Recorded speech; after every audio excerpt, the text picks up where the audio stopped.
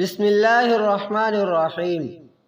حضرت حسن بن عمار بن علی الشرمبلانی حنفی رحمۃ اللہ علیہ ارشاد فرماتے ہیں، شب بیداری کا مطلب یہ ہے کہ اس رات کے اکثر حصہ میں اور ایک قول کے مطابق کچھ حصہ میں قرآن و حدیث کے پڑھنے یا سننے میں مشغول رہے، یا تسبیح پڑھتا رہے، یا نبی علیہ الصلاۃ والسلام پر درود بھیجتا رہے۔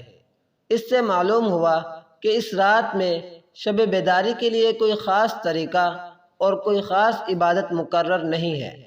طبی نشاط کے ساتھ جس طرح بھی خدا کو یاد کر سکیں کریں، چاہے قرآن و حدیث کی تلاوت یا سماعت میں مشغول رہیں، چاہے تسبیح پڑھتے رہیں، چاہے درود شریف پڑھتے رہیں، چاہے نوافل پڑھتے رہیں۔ بہت سے بزرگوں کا معمول صلاۃ التسبیح پڑھنے کا ہے۔ اگر ہو سکے تو صلاۃ التسبیح پڑھیں۔